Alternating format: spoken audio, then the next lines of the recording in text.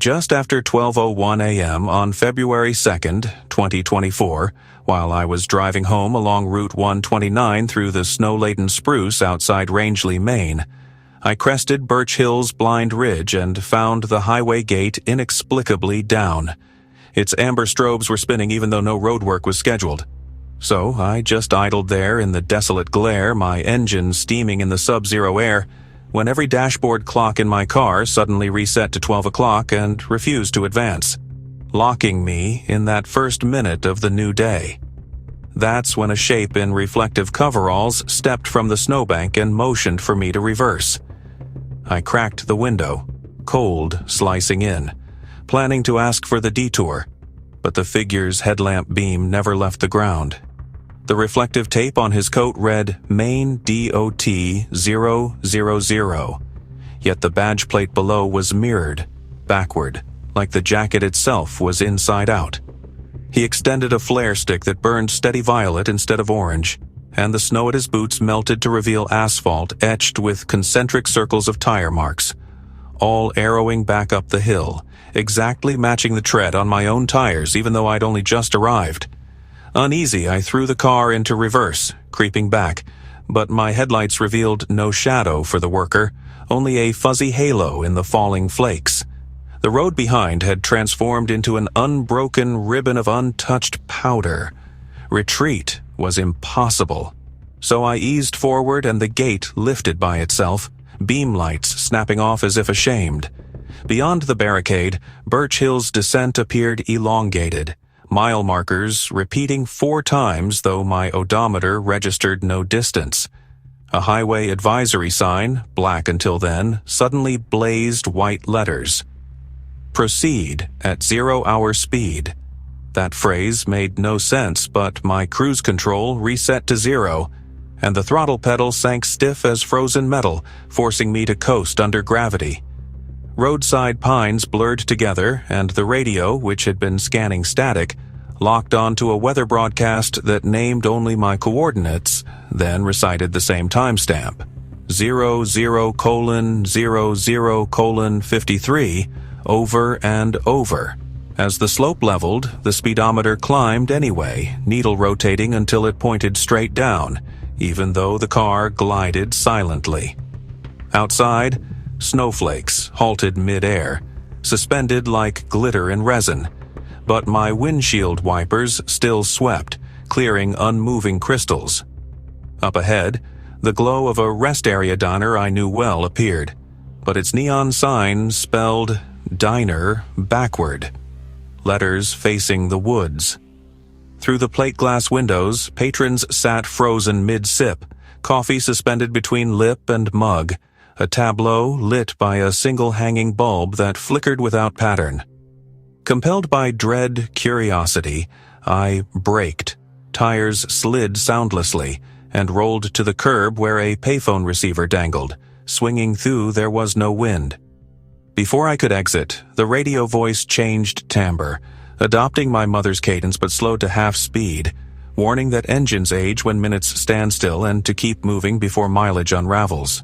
Ignoring logic, I stepped into knee-deep drifts that felt warm as bathwater, crunching not once.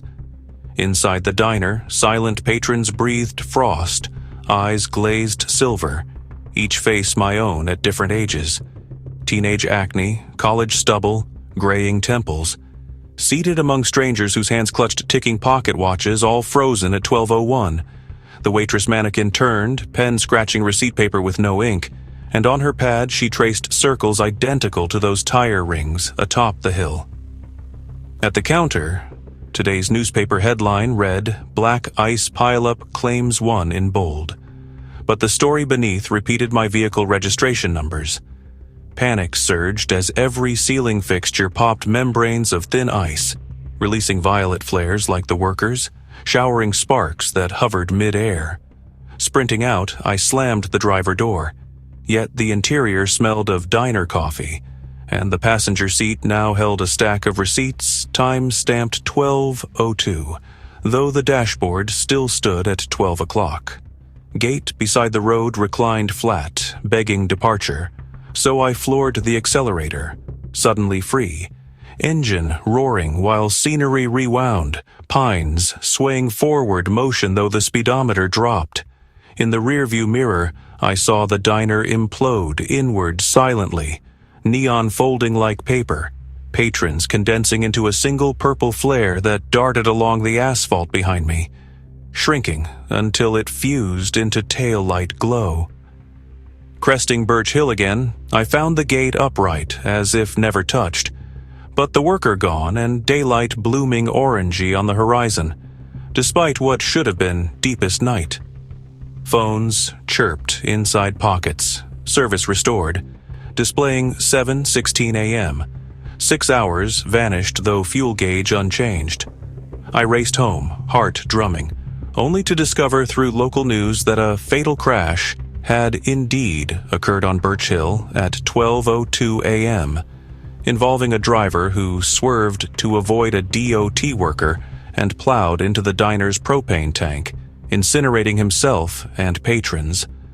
Authorities named the deceased, my own full name, license plate, and VIN, all matching reports I submitted earlier that month. Shaken, I inspected the car. No damage except beneath the chassis, where perfect concentric tire circles had been scorched into the metal like branding irons. Since that night, every midnight my clocks hesitate at 12:01, as if waiting for me to choose the frozen minute again. And each winter storm I dread seeing violet flares in the rear view, urging me down a hill that no map admits exists, where time stalls just long enough for road and fate to trade places, and the future stamps paid across a headline I haven't yet had the chance to avoid.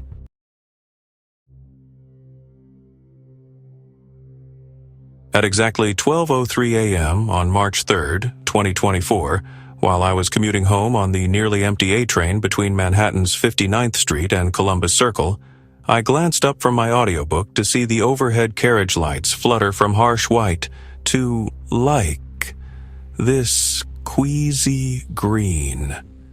They flickered just long enough for every phone screen aboard to lose signal, and for the train's steady clatter to fade beneath a rising sub-bass hum that you almost felt in your teeth more than you heard. The conductor's monotone announcement cut mid-sentence. The PA fell silent, and our subway car sighed to a rolling stop somewhere in the interstation tunnel. Yet the emergency fluorescents stayed dead, leaving only the dim glow of advertisements powered by independent batteries. 6 passengers shared the car, scattered, a dozing courier draped over a longboard, 2 tourists whispering over an upside-down map, and a bundled woman knitting by feel.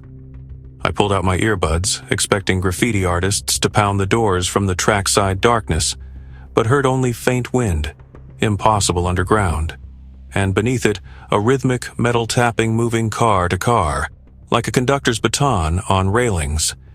The digital clock near the egress slid 12:03 to 12:04, then snapped back, repeating. My watch tried syncing but looped between searching and rebooting. On impulse, I texted a friend, but the bubble just hung unsent. A half-minute later, all carriage lights extinguished together. Total darkness swallowed us until a pale crescent of bluish illumination seeped from the gangway door leading into the front carriage, carriage 12, even though my car was already the lead, according to the conductor booth layout. No one else seemed to notice. The courier just snored. When the train jolted with a soft metallic groan, the gangway door popped ajar, though its latch requires conductor override. I hesitated, but curiosity tugged harder than caution, so I stepped through, phone flashlight raised. The connecting passage smelled of ozone and river mud, and the bluish light intensified ahead, casting elongated human shadows that danced without bodies. Inside carriage 12, I found not another car but a subway platform I'd never seen, lined by glossy black tiles reflecting distorted arrivals boards, each board frozen on the same message. Last stop 12. 03 a.m. Departure never. The car door behind me hissed shut and vanished, replaced by tiled wall, trapping me on the platform that curved into pitch both ways. I tried retreating. The wall felt like vibrating porcelain, warm and faintly pulsing with something like a heartbeat. The bluish light emanated from ceiling fixtures shaped like upside-down hourglasses, bulbs rotating slowly as if stirring the air. Floor tiles arranged in concentric rings radiated from a central iron door painted with the letter M overlaid 3 times, each at a different rotation, creating a jagged star. I approached the door, noting that the announcements overhead whispered station names out of order, some defunct since the 70s, some never existing. A plastic Metro card lay at my feet, my own, complete with last swiped timestamp 1204. Though I never tapped out, the iron door's handle matched the star's angle, set exactly at the minute hand position for 3 past 12, and ice formed where my breath hit the metal. When I tugged, the door swung inward without sound, revealing the interior of carriage 12 once more. Except the seating was reversed, advertisements blank, poles sticky with condensation. All 6 passengers from earlier sat inside but faced away, heads tilted up, eyes white-rolled to ceilings where fluorescent tubes spun like drill bits. Their mouths opened in sync, shaping unvoiced syllables that matched the reversed station names echoing overhead. The courier's longboard rolled along the aisle unaided until it lodged against my ankle. Its grip tape now bore the Triple M emblem, freshly burned in, edges still smoking. My phone erupted with archived push notifications dated March 4th, 2025, all reporting mass delays on the A line due to unexplained time anomaly. The carriage lurched. Windows beyond glass showed water instead of tunnel walls, cold Atlantic green swirling inches from faces pressed against panes. The intercom buzzed alive with a glitching loop of the conductor's earlier sentence, each repetition dropping another word until just one remained. Transfer. I understood then the platform and this carriage formed a threshold, a midnight siding where minutes could be swapped like transfers between lines. Someone, or something, wanted the time our train would have taken to reach Columbus Circle, 5 minutes, and offered replacement hours from some other date, unwanted. The iron door slammed behind, trapping me inside the rotated car as lights strobed ultraviolet. My watch displayed a new field reading minutes owed 5. Passengers rotated their heads exorcist slow until blank eyes met mine. In chorus, their mouths stretched to impossible O shapes, inhaling rather than exhaling, and the carriage air thinned. I dove over seats, grabbed the emergency brake cord. It snapped like brittle candy. Desperate, I swiped my Metro card against the seatback validator that shouldn't exist. The swipe beeped and the screen printed, "Transfer accepted." 5 minutes. Returned. Instantly, the windows flashed tunnel gray. Floor steadied. Fluorescence steadied normal. My fellow riders slumped unconscious but breathing. The digital clock leapt from 12:03 to 12:08, 5 minutes reclaimed. The forward cab door reopened onto the original tunnel, third rail arcing faint flames, and the conductor's voice snapped back, instructing us about an earlier signal failure, thanking us for patience.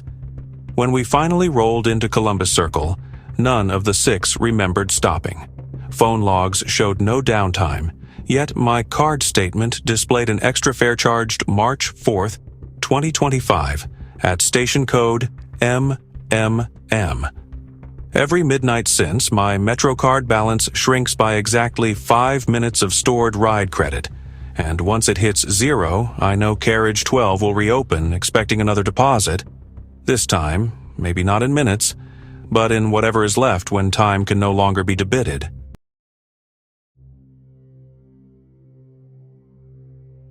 A minute past 12:05 a.m. on October 31st, 2023, while finishing my paperwork as the lone night attendant at Harbor Line Self-Storage outside Charleston, South Carolina, a dense sea fog slid from the Cooper River, and swallowed the perimeter floodlights until the compound's rows of corrugated steel doors kinda resembled dim ribs of a beached leviathan. And in that hush, the yard-wide mercury lamp over my office sputtered, then failed, leaving only the blue glow of the security monitors. Every camera cycled normally except the feed for Aisle 2, where Unit 24B sat, its view just pixelated into gray static, though no storm lightning flashed. So I toggled the infrared and saw the big padlock hanging open, shank dangling, even though I had locked that unit hours ago after confirming it was vacant. Policy required a walkthrough, so I grabbed a flashlight, keyed the side door, and stepped into fog so thick my own breath rolled back against my cheeks. The motion-sensing yard lights refused to trigger, yet the path toward Aisle 2 glimmered faintly, as if the concrete itself emitted a cold phosphor. My phone lost signal, time display freezing on 12:06, though the seconds tick mark fluttered. Between units, the fog muffled every port traffic horn, creating a vacuum where only my heartbeat counted distance. The rows of doors all bore condensation except 24B, whose metal appeared bone-dry, almost warm to the touch, paint unblemished compared to its rust-flecked neighbors.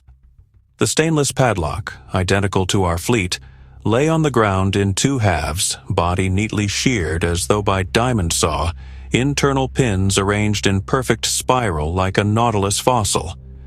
I slid the roll-up latch and the door lifted without screech, revealing interior darkness that just refused the flashlight beam.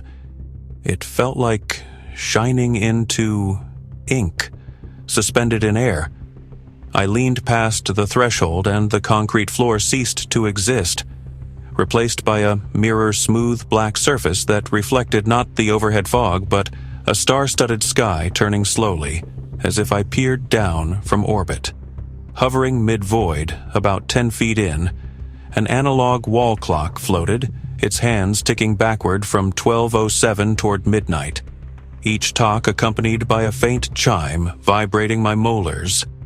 I should have backed off, closed the door, but an undertow of warm wind issued from the void, smelling of cedar and library dust, scents of my childhood attic, pulling me forward until my soles rested atop the mirror sky. It felt solid, yet rippled underfoot like stretched canvas. The floating clock rotated to face me directly, glass fogged by my exhale, and behind its minute hand I saw a reflection that wasn't the storage hallway, but my apartment bedroom, where I slept as a 10-year-old. The scene lit by a lava lamp glow. My sleeping younger self lay in bed, unaware, while an open closet door behind him revealed darkness identical to the void I now stood in. Every 13 ticks, the minute hand passed over my reflection, aging me a few years. First high school face, then college exhaustion, then today's stubble, until it reached an image of me 50-ish, hollow-eyed, sitting at this very storage threshold. Panic detonated. I turned to retreat, yet the roll-up door had vanished, replaced by unending rows of identical metal portals floating in night like filing cabinet drawers. Each door bore the number 24B, but followed by a different year, stamped in the future. 2024. 2025. Escalating. Handles on the nearest year, 2024, twitched and the door yawned inward, showing my office lobby ravaged by floodwater, monitors sparking, while a soaked clipboard drifted across the floor listing unpaid rent ledgers, all with my signature. The void behind me deepened majesty into swirling nebulae that dimmed each time the backward clock talked another second, devouring starlight. Realizing this space bartered years for entry, I hurled the flashlight toward the future door. As it crossed the threshold, the beam snapped off and the tool aged to a corroded husk mid-flight, clanging into the flood scene. The coppery stink of decay wafted back. Instinct screamed that to step through any future door would vault me ahead, minus the intervening life lived. Desperate, I searched the floating corridor for anything marked 2023 present, but found none. The only visible exit remained the ticking clock, now nearing 12 o'clock again. Its face no longer showed my boyhood room but the storage driveway outside, still fog-bound, padlock halves on asphalt.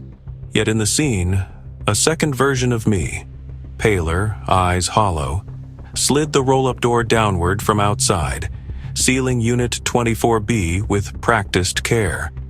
As the clock's hour hand snapped to midnight, the reflection me snapped the padlock shut and turned the shorn halves whole, metal knitting soundlessly.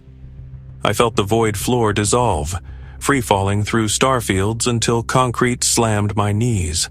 I lay gasping within the real unit, ordinary cinder-block walls around, empty except for my intact flashlight casting a yellow cone onto stacked cardboard with a single object atop. A wall clock stopped at 12:11 a.m. Sprinting out, I slammed the unit, slid the latch, but the new padlock already hung there locked and factory new, though keyholes matched no master I carried. Security cameras fizzed back clear, yard lights blazed awake. Phone time advanced to 12:12. Yet the clipboard in my office now contained rental paperwork for 24B signed by me at 12:05, witnessed by M. Knox, a name not in staff rosters. Under payment schedule, the due date column repeated midnight across years extending to 2035. Each passing midnight since, I hear a soft roll-up door rattle somewhere along the aisles, though cameras show nothing. And every morning the clock on my wall rewinds 7 minutes overnight, always stopping at 12:05. Reminding me Unit 24B remains open somewhere behind time's shutter, waiting for its lessee to make good on the years it lent the moment I stepped across its mirrored floor.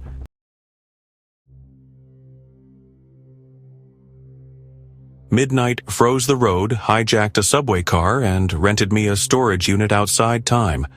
Proof the day never truly ends. It just waits in the dark. If these true stories kept you up past 12, like, share, subscribe, and smash that bell icon so you'll be ready when the clock strikes again.